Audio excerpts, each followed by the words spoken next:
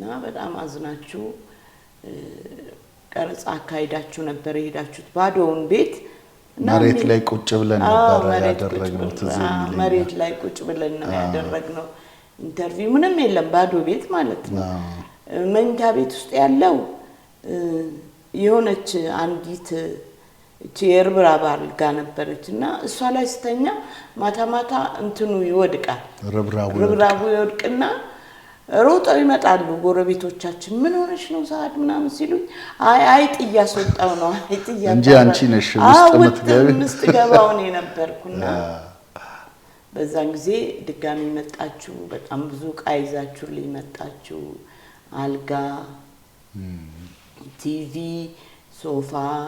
ምንጣፍ ቁም ሳጥን እንደገና ደግሞ ትልቅ የካሴት ድሮ ቴፓው ከነ ሲዲ ማጫወቻው ጠረጴዛ የሶፋው ጠረጴዛ ምንጣፍ እና በጣም ለኔ ያኔ በቃ በጣም የሚገርም በቃ ጌታን እንዴ ጌታ በቃ በጣም